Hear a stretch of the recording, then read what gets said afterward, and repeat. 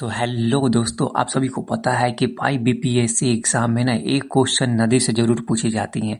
देखिए, तो 72 BPSC का अगर आप तैयारी कर रहे हैं तो ये वीडियो आपके लिए मोस्ट वैल्यूएबल और इम्पोर्टेंट होने वाला है। 2 नंबर आपको मिलेगा यहाँ से। तो आपको मैं सारा बताऊंगा। सबसे पहले मैं बताऊंगा उत्तर भारत की नदियाँ। ठीक है, इस टॉपिक में उत्तर भारत की नदियाँ में 3 नदी को मेन पढ़ने वाले हैं। पहले आपको मैं बता दूं कि मान लीजिए कि ये आपको मैप दिख रहा होगा, यहाँ पे भारत का मैप है। ठीक है, तो यहाँ पे ना एक तिब्बत नाम का जगह है। ठीक है, भारत के तिब्बत में यहाँ मानसरोवर झील है, यहीं से 2 नदी निकलती है। एक निकलती है सिंधु नदी, जो बिहार में है, सॉरी भारत में, यहाँ पे लद्दाख में प्रवेश करती है और उसके बाद पाकिस्तान में चली जाती है।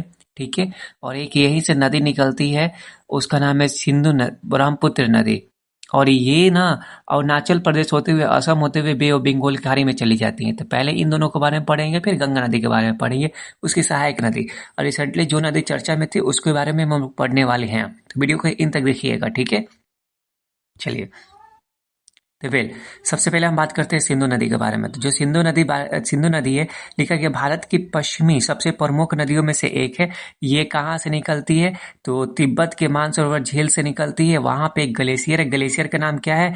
सिन काबाब नाम है। ठीक है, ये नदी जो है ना 3 देशों में फैली हुई है, तिब्बत में, भारत में और पाकिस्तान में। भारत में कहाँ से इंटर करती है? तो लद्दाख में एक क्षेत्र है, उसका नाम है डमचौक। ठीक है, डमचौक से वहां प्रवेश करती है भारत में। इसकी टोटल लंबाई कितना है? 2880 किलोमीटर है। और ये भारत अरब सागर में कहाँ जाके गिरती है? तो पाकिस्तान में एक क्षेत्र है, उसका नाम है कराची। कराची में जाके अरब सागर में मिल जाती है, गिर जाती है। ठीक है, चलिए आगे बात करते हैं सिंधु। यहाँ पे देखिए ना, भारत में और पाकिस्तान में जनरली जल के लिए संघर्ष होते रहते हैं। तो यहाँ पे भारत में जो 6 नदियां हैं, ऊपर की 3 नदी, नीचे की 3 नदी, इन तीनों नदी को बांट दिया गया है पूर्वी नदी और पश्चिमी नदी के नाम से। तो पूर्वी नदी जो है ना, पूर्वी नदी का पानी भारत में ज्यादा यूज होता है और पश्चिमी नदी का पानी पाकिस्तान में ज्यादा यूज होता है। तो ये हम जानते हैं कि आज की आखिर में पाकिस्तान में बहने वाली कौन कौन सी नदियां हैं। ठीक है, तो तो यहाँ आप देख सकते हैं कि जो पाकिस्तान में बहने वाली नदियां हैं वो है सबसे पहले सिंधु नदी, फिर चिनाब नदी, फिर झेलम नदी। ये 3 नदियां आपको देखने के लिए मिल जाएगा जो पाकिस्तान में गिरती हैं। और भारत में बहने वाली नदी कौन सी है? सतलुज, ब्यास, रावी। हालांकि ये सब भारत से गुजरती है, लेकिन अधिकांश पानी का हिस्सा जो है यूज होता है भारत और पाकिस्तान के रेफरेंस में। इस प्रकार नदी को बांट दिया गया है। आई होप आपको समझ में आया होगा। नहीं तो ऐसा समझिए, मान लीजिए कि 80% पानी इन तीनों ऊपर वाली पूर्वी नदी का पानी कौन यूज करेगा? भारत। अब 20% कौन यूज करेगा? पाकिस्तान। सेम उसी प्रकार ये पश्चिमी जो नदियां है ना 3, चेनाब, सतलुज, झेलम, इन तीनों का पानी कौन यूज करेगा? 80% पाकिस्तान और 20% कौन करेगा? इंडिया। ठीक है, तो ऐसे डिवाइड किया गया है। ये 1960 में वर्ल्ड बैंक के द्वारा ये किया गया था सिस्टम। अब आते हैं गंगा नदी प्रणाली। तो गंगा नदी जो है उसके बारे में जानते हैं। भारत की सबसे लंबी महत्वपूर्ण नदी है, इसकी लंबाई 2525 किलोमीटर है। ये भारत की राष्ट्रीय नदी है। ठीक है, उत्तराखंड के उत्तरकाशी जिले में गंगोत्री ग्लेशियर के पास गोमुख से निकलती हैं। अब देखिए, एक संगम है देवप्रयाग संगम, जो आपने एग्जाम दिया था 17वीं का एग्जाम, 17वीं बीपीएससी का, तो यही पूछा था कि देवप्रयाग संगम क्या है, कौन कौन सी नदी है वहां पे आके मिलती हैं?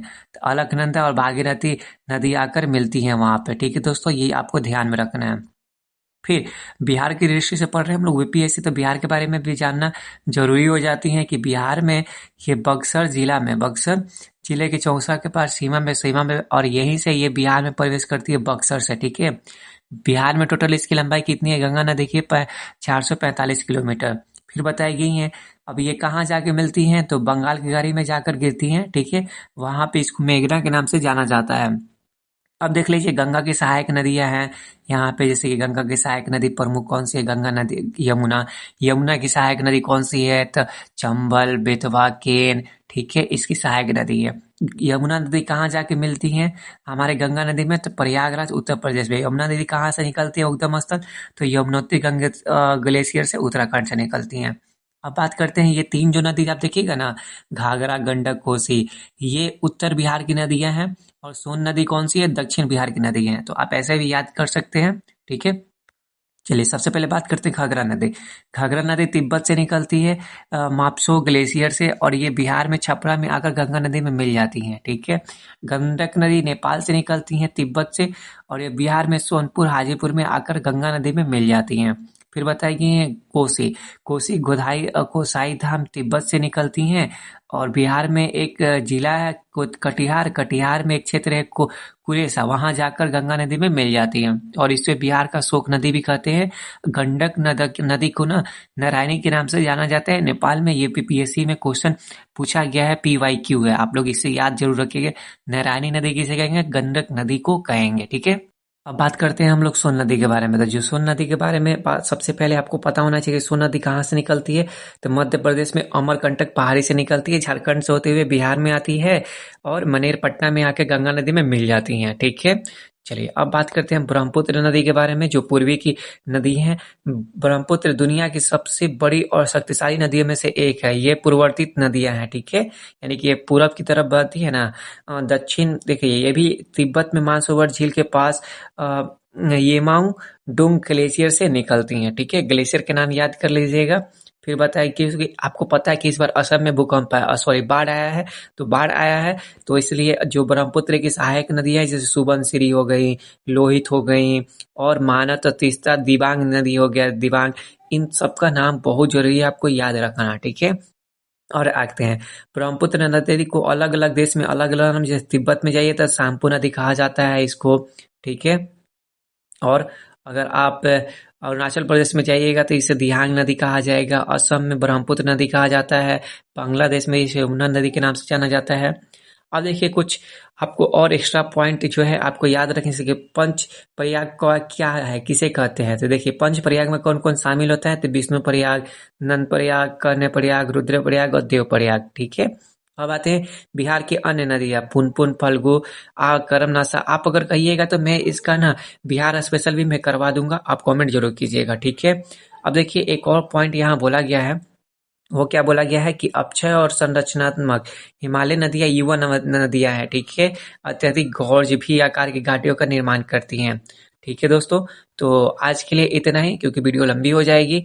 अब मिलते हैं नेक्स्ट वीडियो में। नेक्स्ट वीडियो हमारा ये होने वाली है दक्षिण बिहार की नदियां, सॉरी दक्षिण भारत की नदियां, बिहार की नदियां भी हम देखेंगे। और सबसे मोस्ट इम्पोर्टेंट, आजकल ना बीपीएससी क्या कर रहा है ना कि भाई मतलब उत्तर से दक्षिण की तरफ नदियों को क्रम सजाइए। ठीक है। अब पूरब में बहने वाली नदियां, दक्षिण में बहने वाली नदियां कौन सी नहीं है, तो ये सारे क्वेश्चन मैं कराने वाला हूं। बस वीडियो अच्छी लगी तो एक लाइक और सब्सक्राइब जरूर कीजिएगा। इसका नेक्स्ट पार्ट तुरंत चल आने वाला है कल।